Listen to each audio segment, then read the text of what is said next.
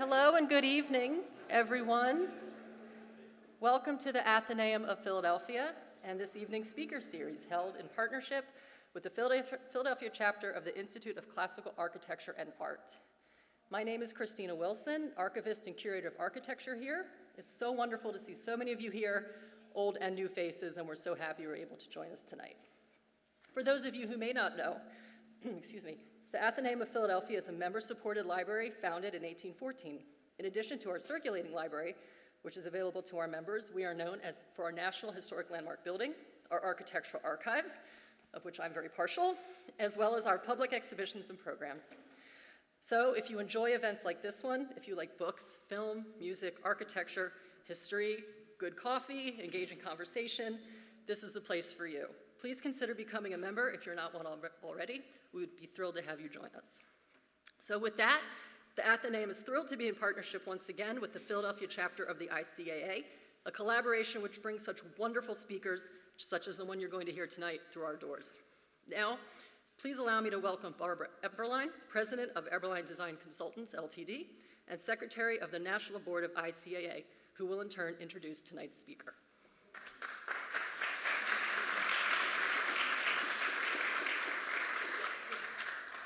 Thank you, Christina, and welcome to the Athenaeum. I always wanted to say that to you. She's been here what feels like 3 years, but it's been 3 minutes, so welcome. And we've just been having a great chat about how the Athenaeum can be even more involved and more engaging with the community and easier to use and freer, more organized resources. But everything is in that basement, and it's quite wonderful. Thanks to the Athenaeum in general for working with us again at the ICAA to bring a speaker series to you, and I'm delighted to introduce my friend and colleague and one of your groupies, Steve Semes. Steve is an architect, historian, writer, professor, you name it, he's done it, and long before any of us got cool and thought about the idea of combining sustainability with urbanism and architectural preservation, Steve was writing about it and talking about it, and we all just had to catch up. It took us about 15 years. Steve's been at Notre Dame for 15 years teaching now, but was practicing architect for 30 years before that, and I'm trying to do that math, and now I'm looking at you thinking something's got to be off with that. Anyway, we're here to hear a lot about that tonight, and your current book, as well as a few references to the previous ones, wonderfully entitled The History of the Past and the History of the Classical Interior, my favorite. But just a little mini plug now that Christina's had a mini plug for the Athenaeum. This is one of 4 events that's coming up fast for the ICAA. This is just the Philadelphia chapter, not any of the other ones. But on Friday, tomorrow, we're having part 2 of a talk that's called By Hand and Eye, Sticks, Strings, and Symmetry. How do they make all of that work together? How do they determine proportion and scale? Followed by, in January, on the 21st, the British Country House Alphabet, which is a lecture by Kurt DiCamillo, and anyone who's heard him talk before knows that that's very, very worthwhile. Followed again in March, on the 6th, by the 4th Trumbauer Awards, for which we recognize and award students and practitioners throughout the Philadelphia region. So I'd like you all to consider joining us for that and consider joining the ICAA. We'd love to have you and welcome you to all of those programs. But now we're going to hear from Steve Semes. Thanks.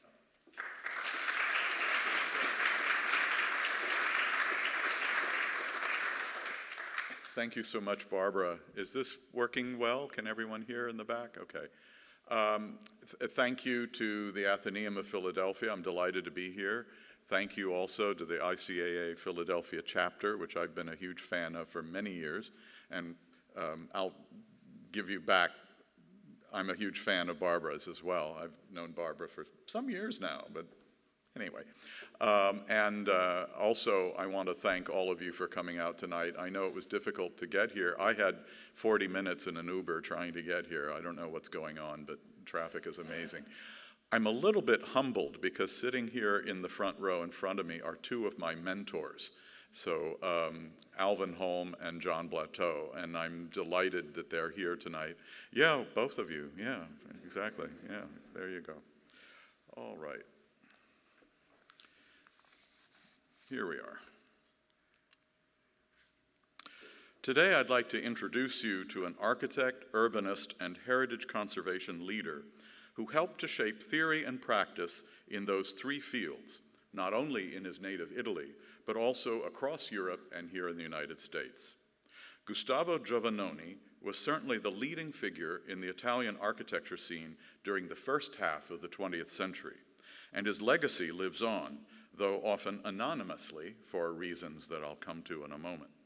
So this presentation is about sharing with you the pleasure of discovery of a thinker and professional whose insights and guidance are extraordinarily relevant today.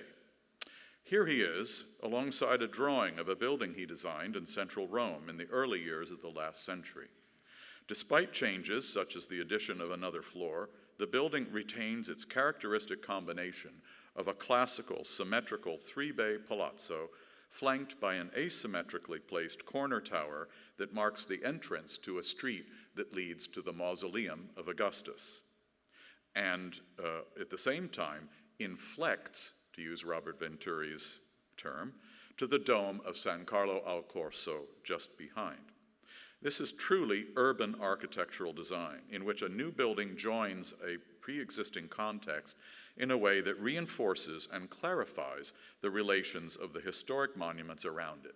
And for his entire career, Giovannoni will approach new building in old cities in precisely this way. Soon after I arrived in Rome to teach for the University of Notre Dame in 2007, an Italian colleague, Professor Ettore Maria Mazzola, introduced me to the work of the traditionalist architects of the period between the First and Second World Wars, among whom Giovannoni was the outstanding figure. I was immediately impressed, but I asked myself, why haven't I ever heard of these architects before? I thought of myself as well informed about the architects of the late 19th and early 20th centuries, but these were architects who I'd never seen and astonishingly chose to continue the classical and vernacular traditions in Italian architecture well into the 20th century. In fact, the majority of architects resisted modernism and continued to find new things to say in the old languages, and Giovannoni was their unofficial leader. I found a copy of his 1931 book, Vecchia Città ed Edilizia Nuova, or Old Cities and New Building, in an antique shop in Rome, and what he had to say really resonated. His writings anticipated our current revival of traditional architecture and urbanism, the growing importance of conservation, and most urgently, the need for buildings that are resilient and sustainable over the long term. Nearly a century ago, he had all these things figured out. Many of his insights, especially in urban design and heritage conservation, have entered the mainstream of preservation thinking, but rarely is the source acknowledged. And while his traditionalist design contemporaries in Britain or the United States are fairly well known, I'm thinking of Sir Edwin Lutyens, Paul Cray, John Russell Pope, Bernard Maybach, just to name a few, Giovannoni fell into obscurity.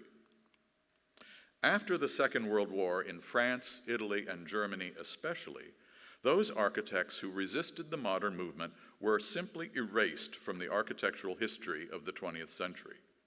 In the 1990s, Italian scholars began to look with greater impartiality at those who had been neglected, and the reputation of architects like Giovannoni, who had fallen outside the standard historical accounts, were gradually rehabilitated.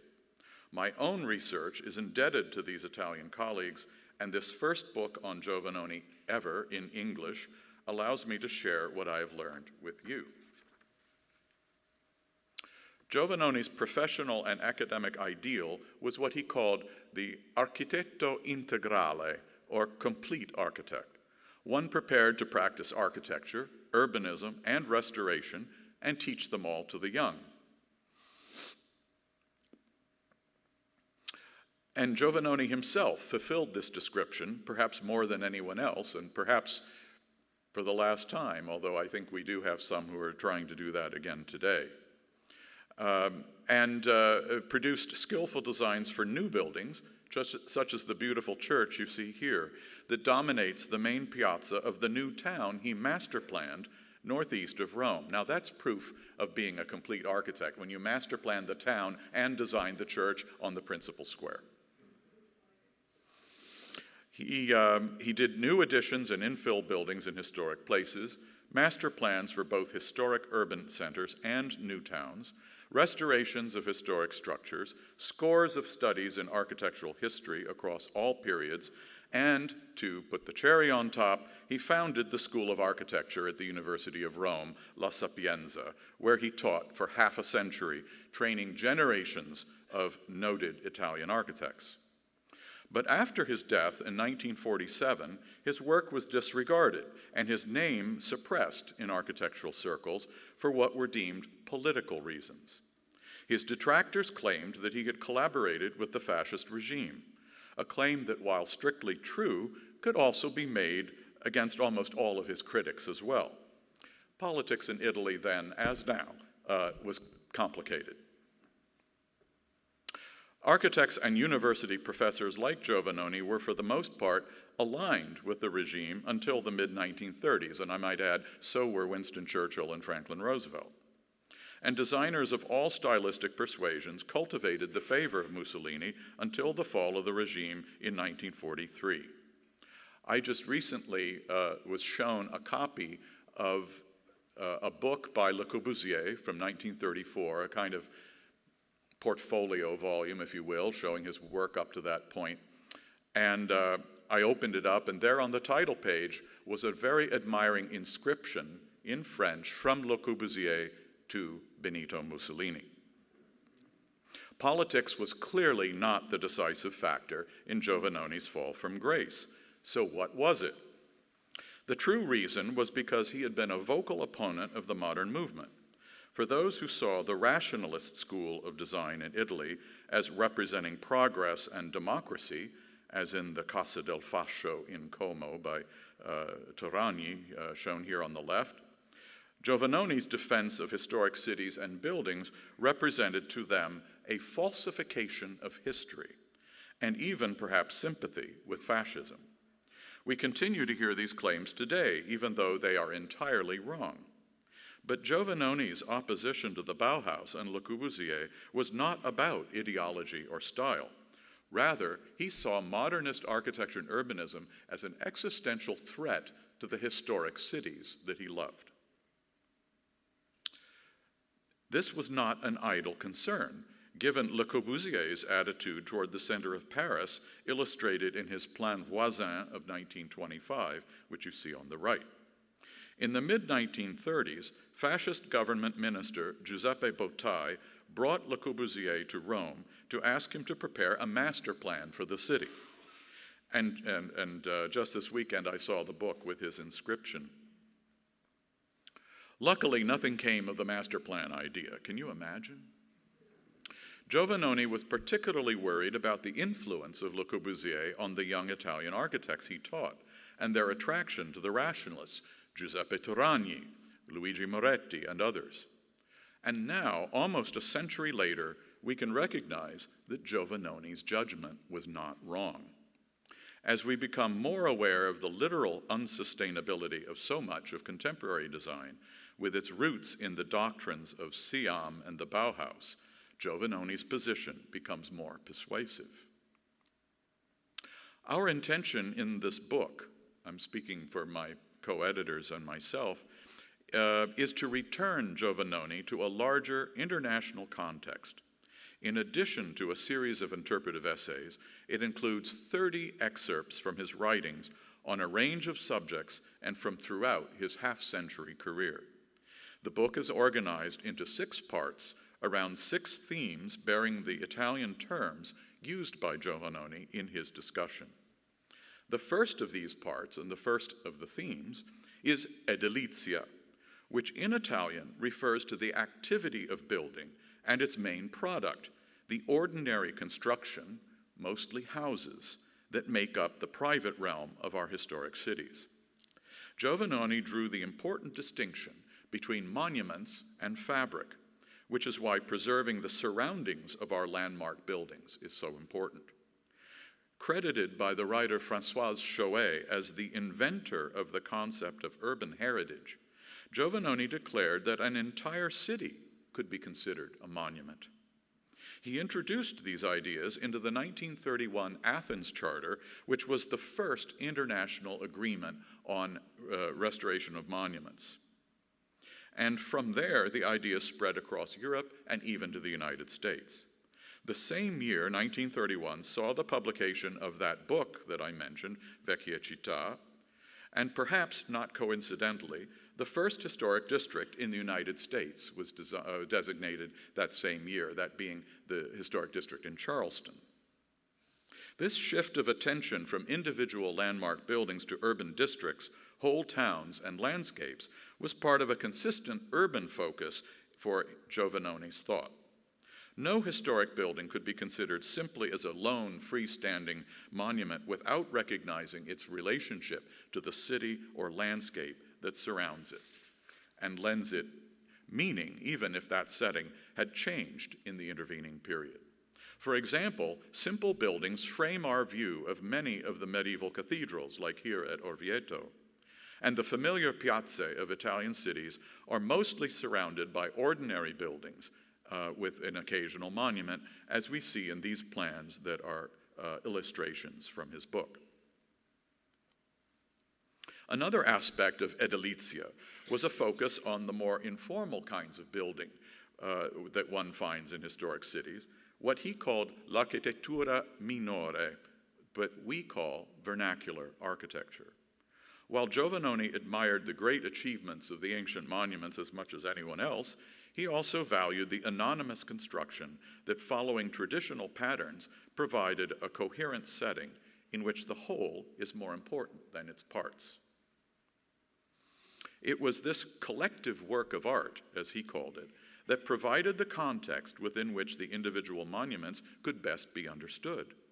He directed much of his professional and academic energy to opposing the demolition of medieval quarters in Rome and elsewhere for the sake of creating out-of-scale and inappropriate large open spaces around monumental buildings, a tendency that had originated in 19th century Paris. For example, a huge piazza, the Parvis, was created in front of Notre Dame, in place of the smaller-scale buildings that formerly framed views of the cathedral, as we can see in the historic map of Paris on the right. Giovannoni argued for the preservation of the pedestrian-scaled, variegated neighborhoods within which the larger monuments traditionally were embedded, composing a picturesque urban scene, as in his beloved Rome. This greater value placed on ordinary fabric of the old cities became the basis for our own contemporary historic districts and conservation areas. Now, let me just make a little footnote here. We're talking today mostly talking about facades. And there are some who might object that I'm neglecting other important issues in architecture, such as space, structure, function, materials, construction. But my purpose in this talk is to take a moment to look at facades as Giovannoni did. From an urban perspective, facades are the walls of public rooms, the streets and squares of our city. It's not that the internal plan of a building or its structure are not important, but that it is the external massing and elevational composition that enclose and characterize the public space.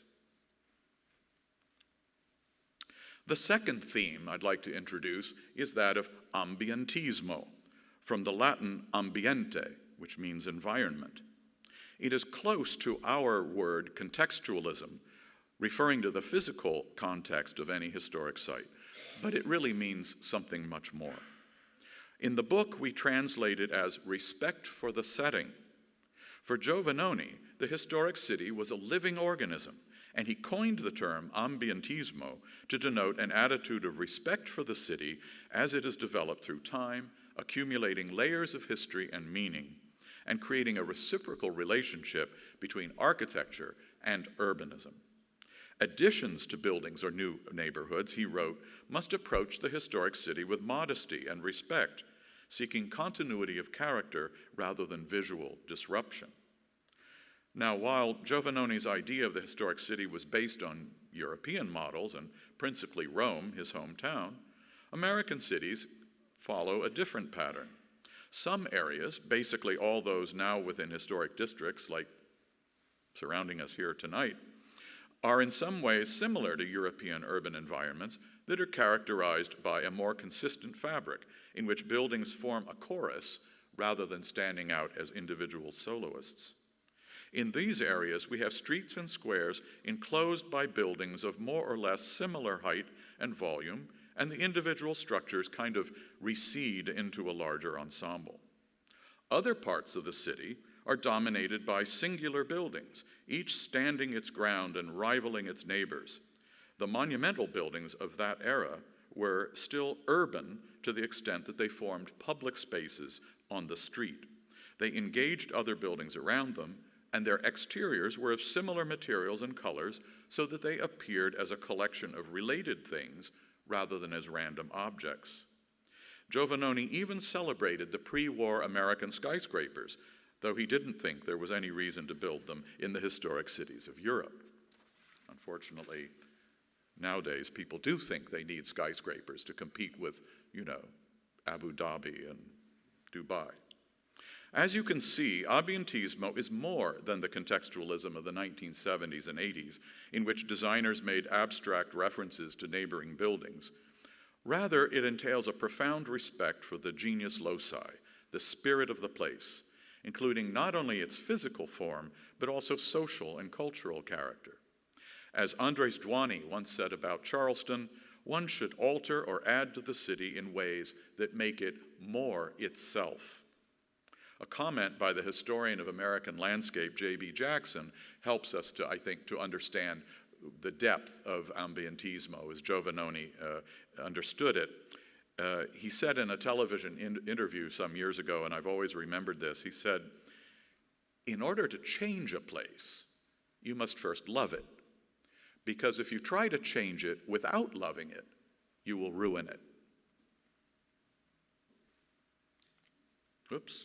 What happened? There we go. A comparison from a different context might be useful for getting at this concept of ambientismo. Venice is especially renowned for its unique architectural patrimony, visible along the Grand Canal, where facades from different centuries share common compositional and typological characteristics, such as the central portico, the windows placed to the outside corners of the side rooms, the water gate, and so forth. With these characteristic elements, palaces along the canal, built hundreds of years apart, have more in common with each other than they do with palaces built elsewhere at the same time, which tend to be more concerned with a defensive external character. Just think of the palaces in Florence with their massive masonry ground floors, and you see in Venice, the ground floors are basically floating on water, the last thing other than defensive. It turns out that that defensive character wasn't needed, of course, in Venice, which was protected by the water. And where it was built turns out to be much more important than when it was built. Michael Dennis, in his new book on Venetian facades, playfully juxtaposes a segment of historic Venice, up above, with a satirical lineup of contemporary starchitects' products, each jostling with the others to define the architecture of our time. But even Photoshop can't make these guys compose an urban street.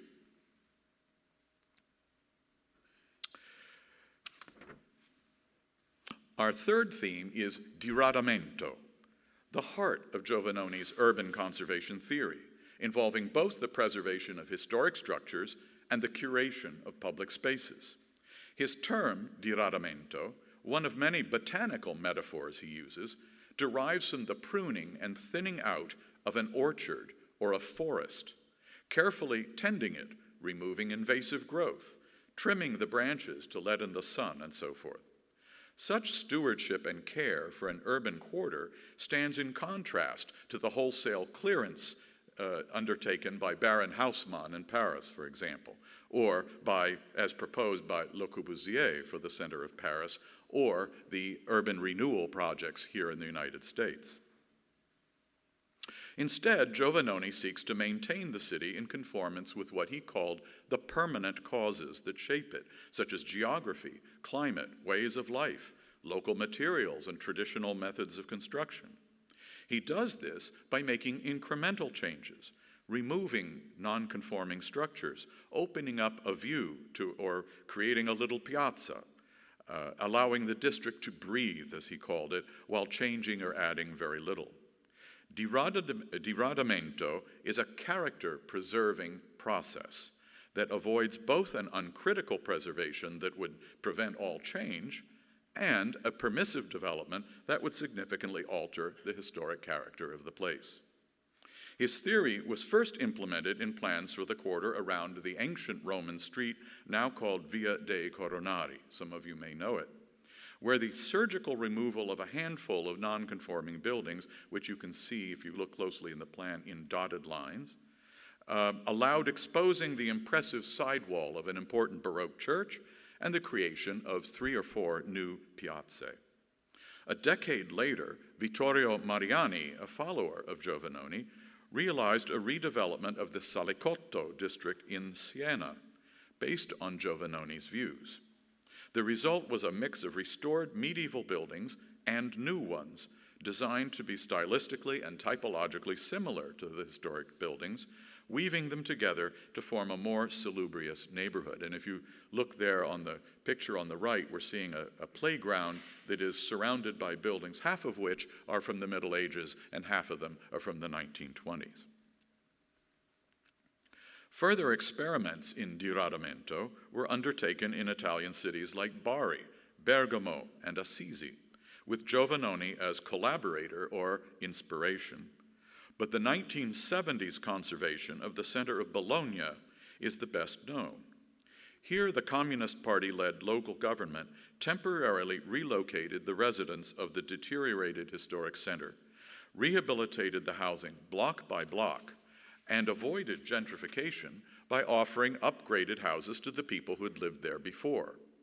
Some streets were lined with new houses that followed the historic typologies of the neighborhood, such as the covered walkways or portici, which are so characteristic of Bologna, if those of you who have been there. And you can see an axonometric drawing showing part of that neighborhood there on the left. Interestingly, the chief planner of this operation in the center of Bologna, the planner and architect Pierluigi Cervellati, when I interviewed him, denied having been influenced by Giovannoni, despite the obvious parallels and some telltale footnotes in his book where he refers to and says, oh, and our projects bore some relation to work from the 1930s by Gustavo Giovannoni. And he could not credit Giovannoni, he said, for political reasons. After all, the Communist Party was running Bologna. You couldn't refer to somebody who had been active during the fascist era. Sadly, diradamento remained an exception, and the pattern of urban renewal clearance in the United States was more typical. Later, that move was criticized by the urbanist Jane Jacobs, who I think is the American writer closest to the spirit of Giovannoni.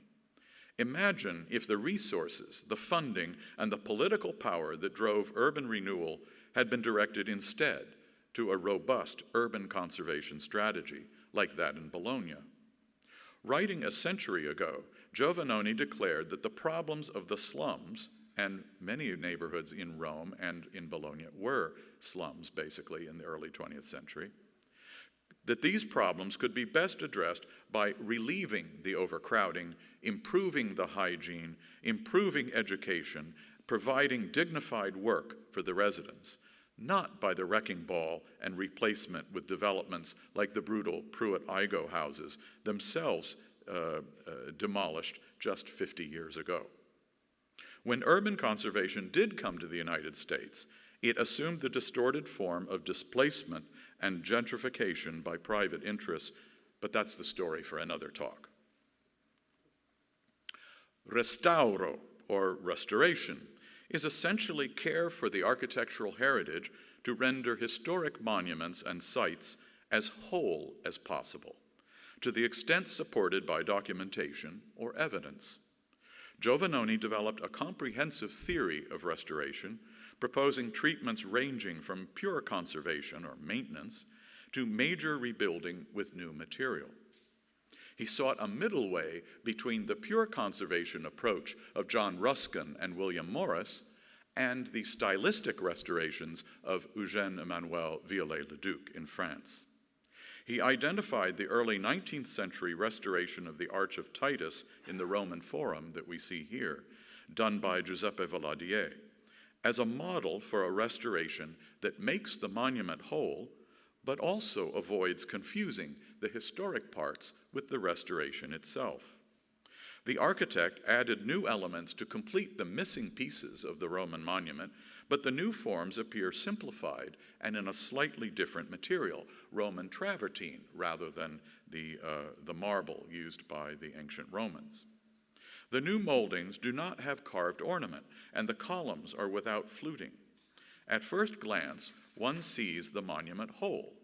On second glance, one sees the distinction between original and restored material. The difference is subtle, but clear. Giovannoni promoted this approach, which, decades later, would find its way into the post-war international conservation guidance, including the Secretary of the Interior Standards for Restoration and Rehabilitation, which any of you in the business will be familiar with. Giovannoni further believed that when choosing a preservation treatment for a specific site, there can be no fixed rules to be applied uncritically. Rather, judgments need to be made on a case-by-case basis. The restorer must recognize, for example, the different approaches called for by archaeological sites that belong to cultures that basically no longer exist. What Giovannoni, echoing earlier French writers, called dead monuments, and places that continue to house public and private life today that he called living monuments. In the first case, like the temple at Paestum on the left, there should be no attempt, he thought, at reconstruction or completion other than what is called in the trade anastylosis, or the re-erection of parts that had fallen down and then you put them back together as they were as much as possible. Because the culture that made and sustained the site is gone. In the second case, preservation seeks to conserve not only the physical structures, but also the life and purpose that animates the place. Now, I can think of no more living monument than the streets of Naples, and for this reason, the criteria for alterations and additions could be perhaps more lenient than they would be for an archaeological site. And any of you who have spent time in Naples, one of my favorite cities, will know exactly what we're talking about there.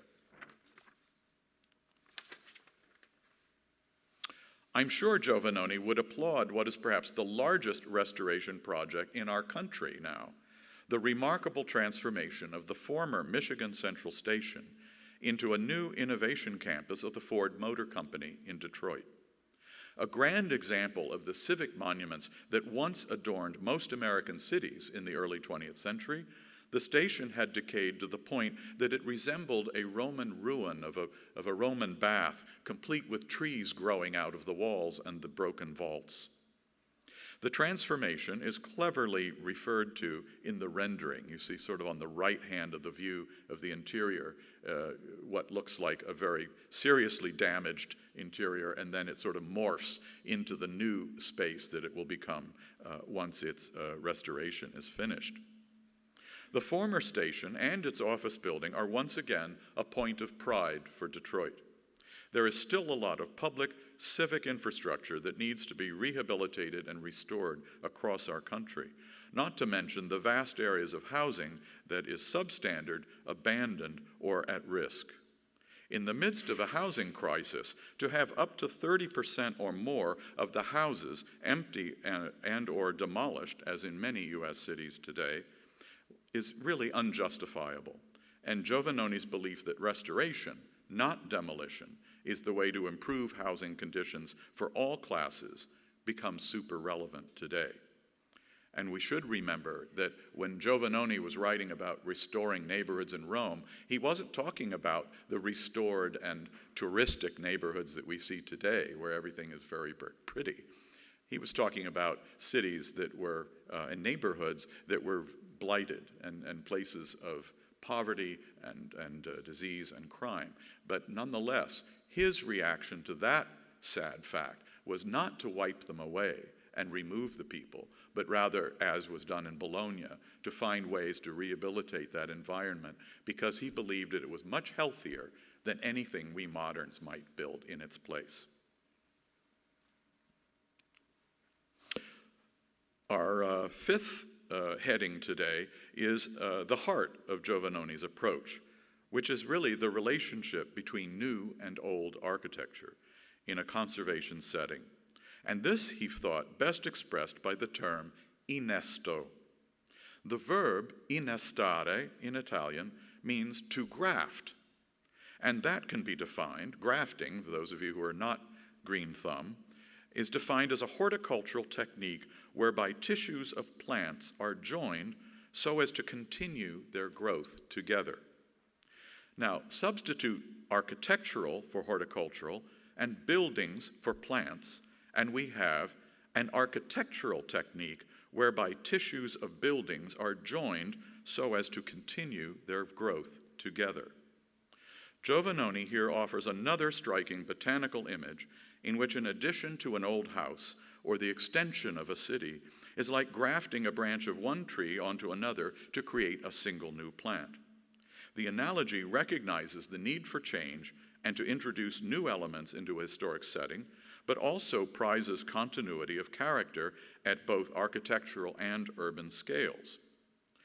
Giovannoni offers a dissenting view to current conservation norms in which buildings and cities grow organically as living organisms continuing their growth together. Giovannoni designed a series of modest but telling additions to buildings in and around Rome, in which he demonstrated this idea. His little building, shown in an original drawing on the right, linking the medieval Casa dei Crescenzi on the left to the adjacent new government offices on the right, does not imitate the original building. The three bays there in the center, while being deferential to the old building, introduce a new style and new forms that are still easily identifiable as additions. The new linking building acts as a bridge, not a glass gasket that we often see today. This little building, this little three-bay building in the center there, illuminates the original idea behind the Secretary's standards when they were first written, with its requirement that new work be both differentiated from and compatible with the old. But because contrast between new and old building is a core value of the modern movement, it is not surprising that a lot of architects are better equipped to differentiate and than they are to become compatible. The latter term, in fact, has often been reduced to simply making the new part of the building about the same height. Giovannoni suggests that a graft is achieved not by abstract relations alone, such as aligning window heads or roof lines, but in the granular character of the architecture at all scales. In other words, compatibility and differentiation must be applied together and equally if we really wish to make a compatible addition or alteration.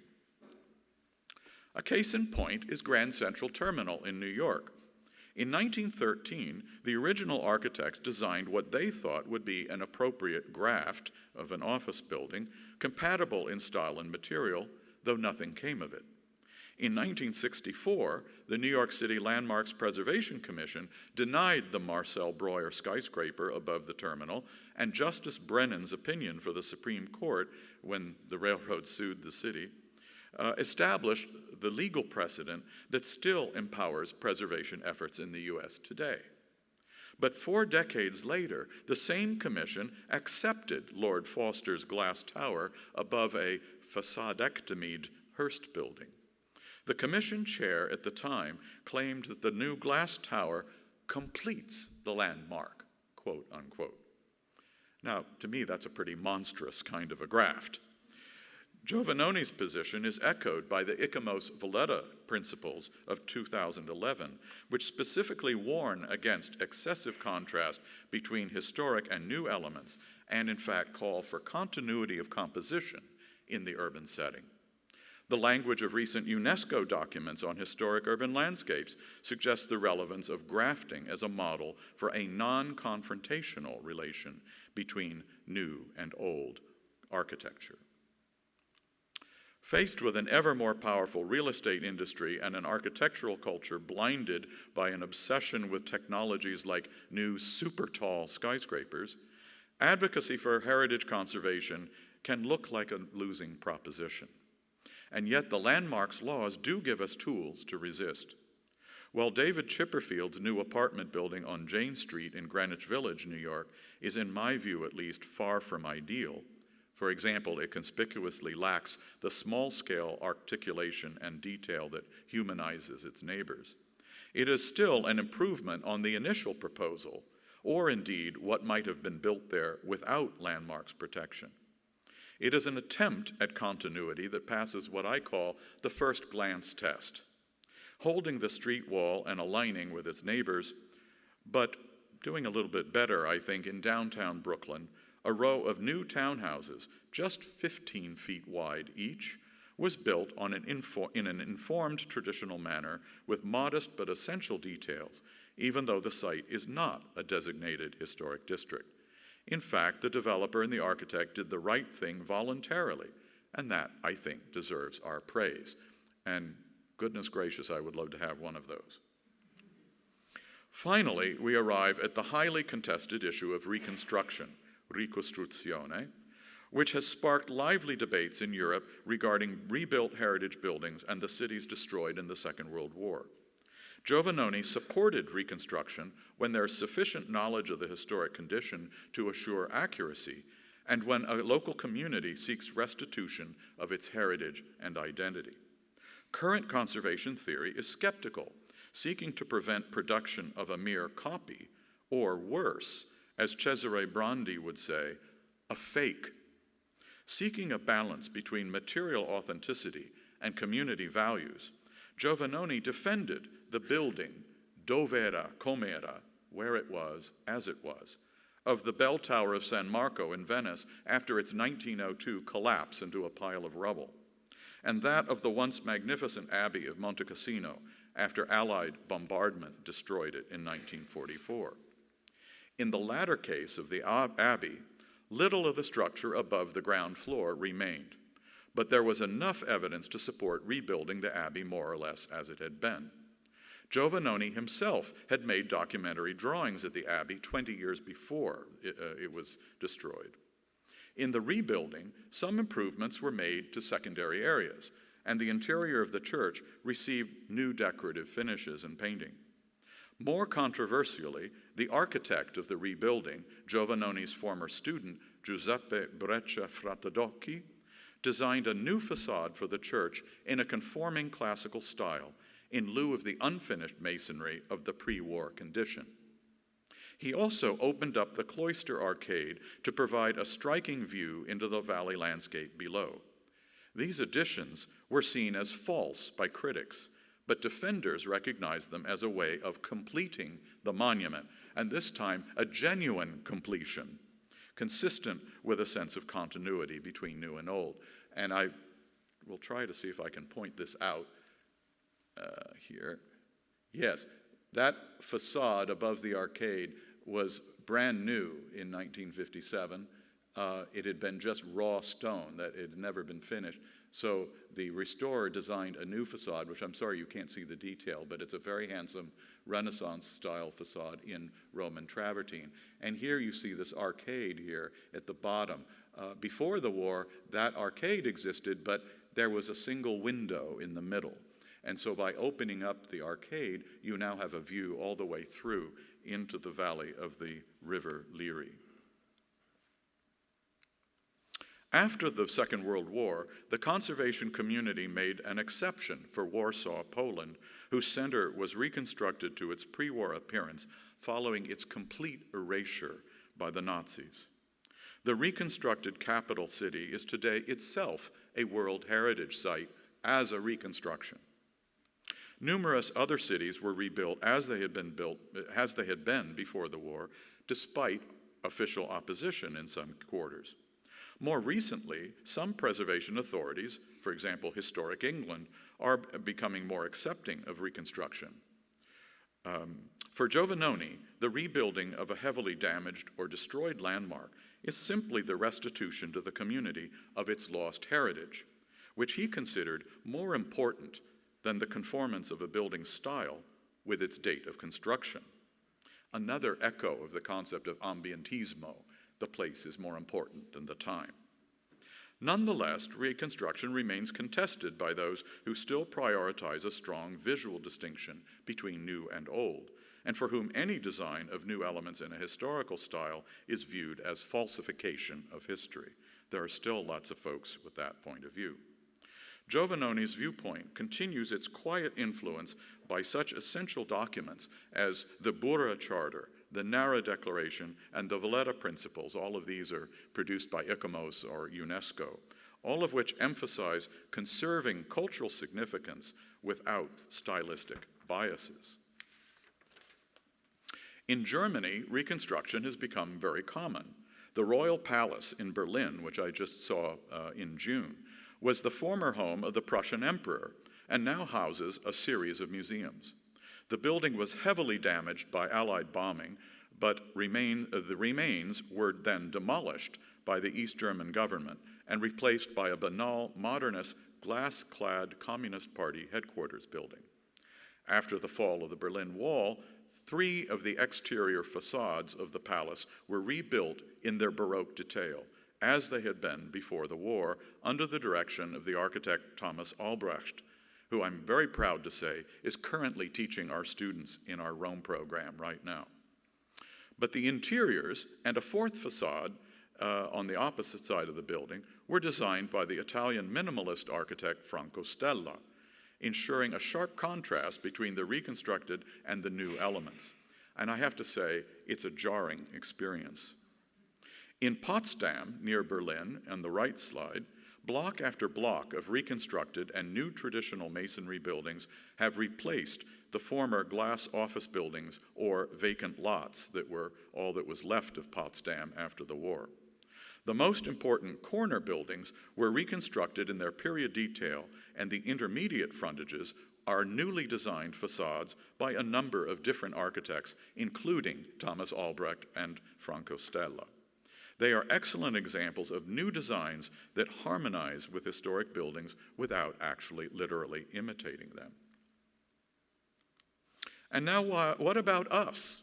Why should we be deprived of a heritage lost not to war, but to stupidity? New York's Pennsylvania Station was destroyed in 1963 and replaced with one of the most dystopian environments in the world. Why should we not get it back, especially now that the entire complex and the surrounding neighborhood is the subject of new development and new investment?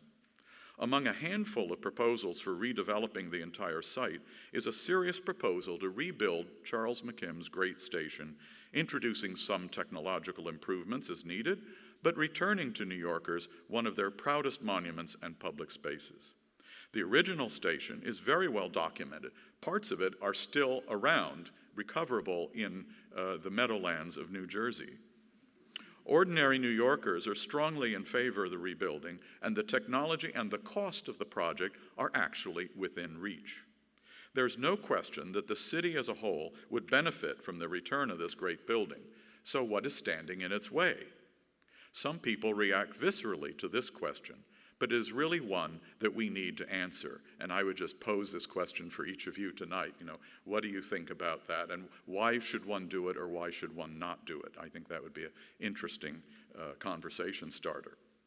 And this now brings us to the end of our survey of the 6 headings that organize the writings that we selected for the book. And I hope you've gained thereby a sense of Giovannoni's thought as comprehensive, coherent, and relevant today. So let's say we have convinced the authorities to proceed along Giovannoni's lines. How do we train architects to undertake the adaptation, restoration, and reconstruction of heritage buildings, and sympathetic design of new buildings?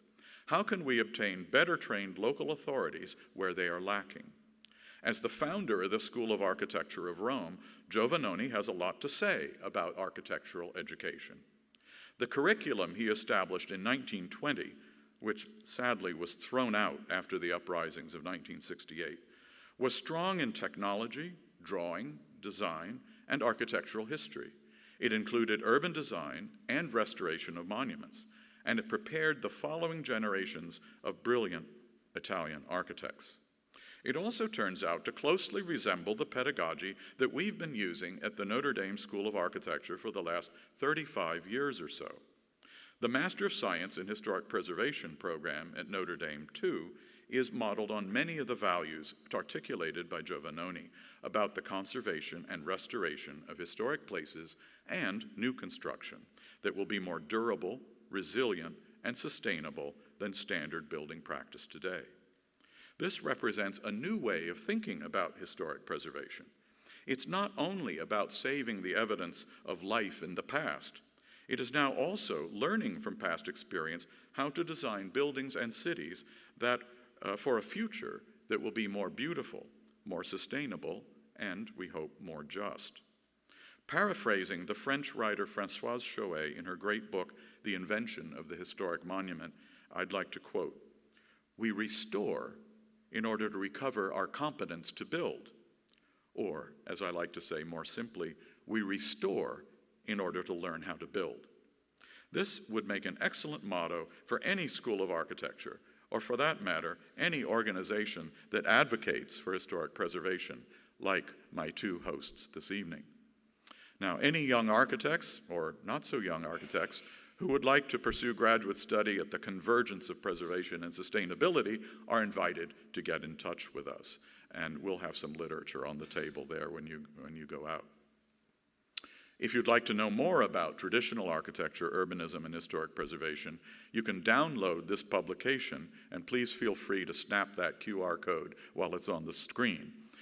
The publication that explains our approach to these three closely interrelated fields. So please take advantage of that if you'd like. After decades of obscurity, the insights of Giovannoni are now available in English. I and my co-editors hope you enjoy the book, and more importantly, apply its lessons to the issues that concern all of us today. Thank you very much.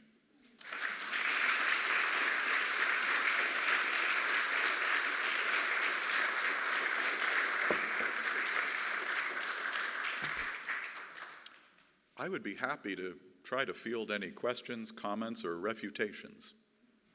Does anyone have a... Yes, sir. I'd be interested in your perspective on the renovation of centers like Turin. Torino, you mean? Yeah. The question was, what would be my perspective on the renovation or conservation of other historic centers other than Rome's, for example, Turin or Torino, which is a city that I've visited many times and really enjoy it. You've been there, I take it? Yes. Yeah, okay. You worked there, okay. Well, first of all, congratulations, because you're in one of the great cities of Europe. Anybody here who doesn't know Torino, next time you plan a visit to Italy, make sure not to miss it. It's a spectacular city. I guess, I'm not sure Torino needs our help, frankly. It's in pretty good shape. I think the local government there has been pretty wise. They were helped, of course, by being the headquarters of Fiat.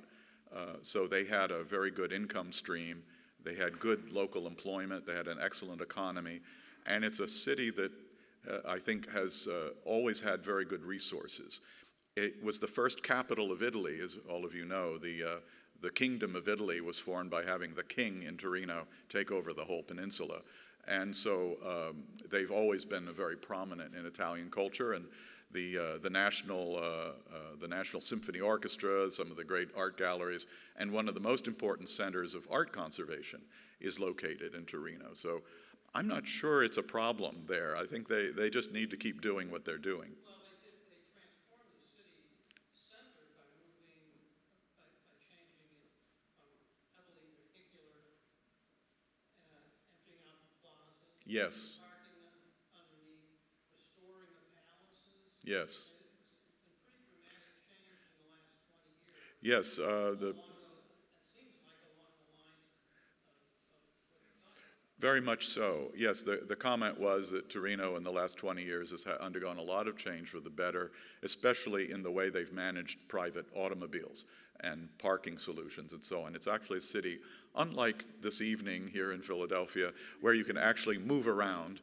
Again, I think that they certainly, if they weren't talking about Giovannoni, they certainly knew his principles, whether they knew them directly from his writings or whether they knew it because his students taught them. You know, there's sort of degrees of separation from the great teachers, let's say.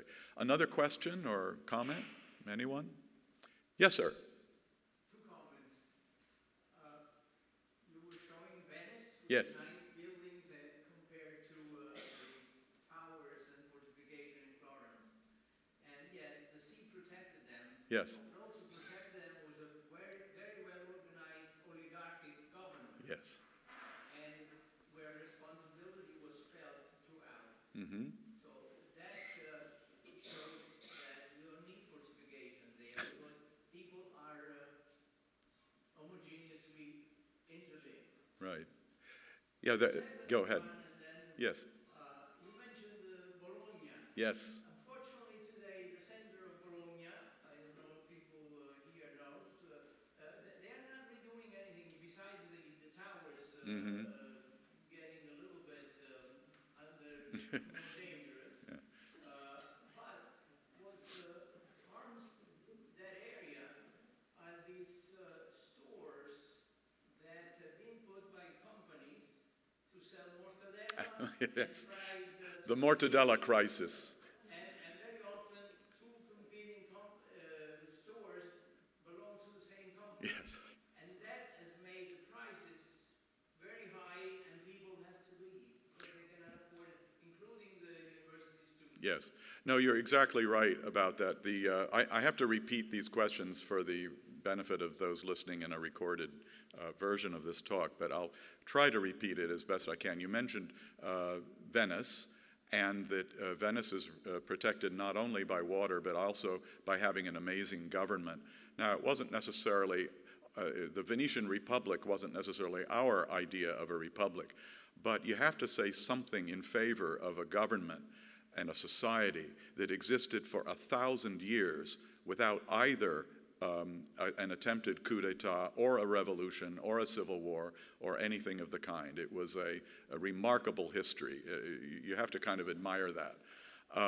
And so the Venetians were free, despite the fact that they were in fact very diverse, because Venice was a trading port, seaport, and had the greatest navy on the Mediterranean at the time. So people from all over the world lived there, and it was actually a place like Amsterdam where people from all over the world could find refuge. And so people who were kicked out of Rome or Paris or other places, or people who were in fear of being burned at the stake, would move to Venice, where they would find, as long as they remained apolitical, they were safe. And so that's also part of the reason why Venice is such a joyful city to visit, because it was a free city in that sense. You were culturally free, if not politically free. And then the second comment was about Bologna. And yes, today Bologna is a different place than it was after the project I showed you, which was basically made in the 1970s. Under the Communist Party's governance of the city, Bologna historically was a city that belonged to the left. But more recently, it shifted, and it became a city now governed by the right. And over the last decade or two, a lot of what Cervellati achieved in the rehabilitation of the old center has been overtaken by gentrification. And so the most recent example of that, as the questioner mentioned, is that you now have more and more tourism in Bologna. For years, there were no tourists in Bologna. It was a university town and a gastronomic town, so people who were foodies went there, or students. Now it's been discovered. I don't know, I blame TripAdvisor, but somebody decided that everyone should go to Bologna. And now, if you go there, one of the things that Bologna is famous for, actually the word bologna comes from Bologna, is a sausage mortadella, which maybe you know. And now everyone goes to Bologna to buy mortadella. And so all the actual gastronomic places have changed and become stores selling mortadella. So it's like the curse of success, right? So that just goes to show you that physical regeneration and physical restoration is not enough. Another? Yes, sir. Your talk makes me think of a project that we have here in Philadelphia in the Northern Liberty section of the neighborhood.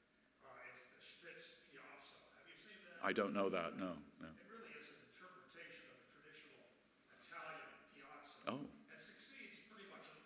The space is formed by modern buildings, Mm-hmm. which are pretty successful, I think.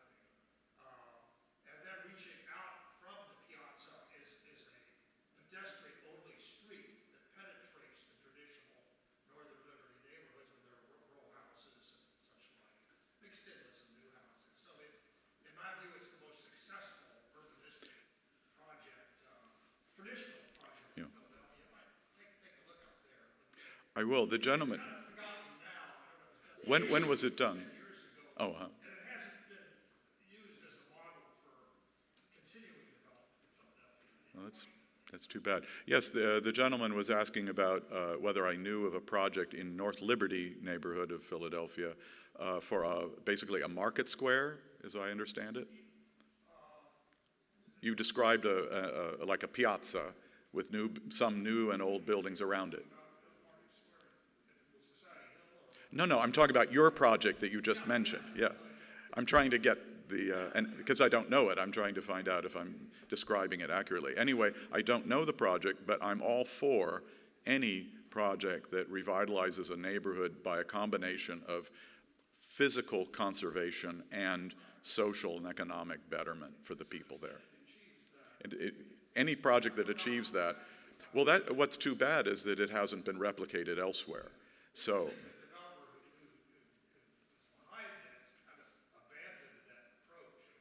Mm-hmm. He hired some very good architects, but Yeah, it's a shame. There are a lot of examples of this. There are a lot of examples in a lot of cities that, unfortunately, like some of the things I showed you by Giovannoni, which were not then carried on and repeated, even though they were highly progressive ideas. One more question. Yes, sir.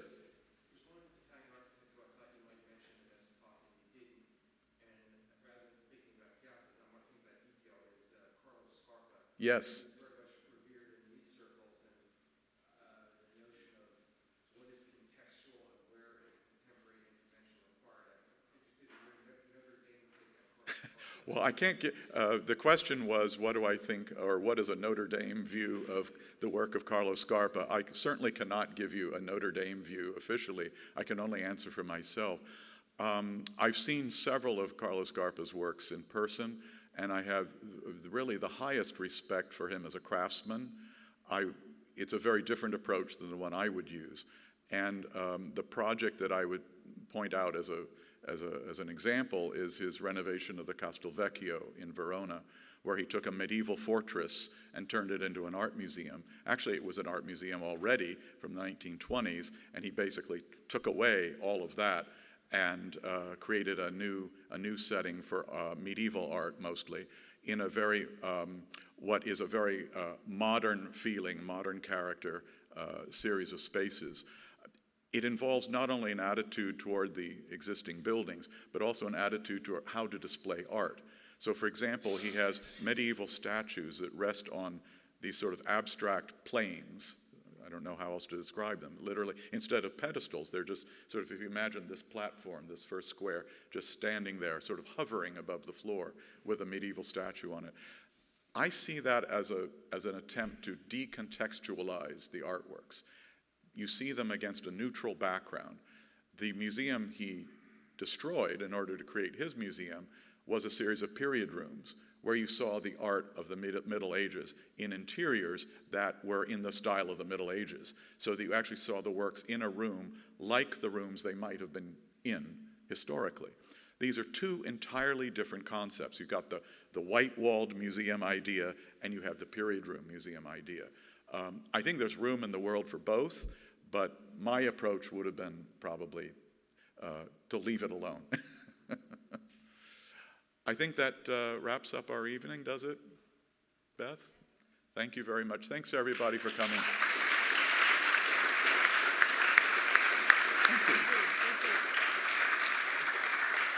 Thank you to Stephen Semes. Thank you so much to the ICAA for asking us to provide this space for this fabulous talk. We're so glad you all are here. I am going to usher Stephen across to the reading room where you can have further conversation with him while you buy books. Head House Books is selling the books. It's a wonderful time if you know a student who's nearing the end of their semester and wants some fun reading before they start again. For you yourself, for anybody you love. Christmas. Christmas and Hanukkah and whatever reason, as everybody needs a book under the tree. So please buy some copies of the book and just meet us over there in the reading room. Thank you again for coming tonight. We look forward to seeing you again, as I know ICAA looks forward to seeing you at their programs and classes and tours. Thank you and have a wonderful evening. Thank you all. So, would you like to start? Yes. And, If I could just, yes, I'll be right with you.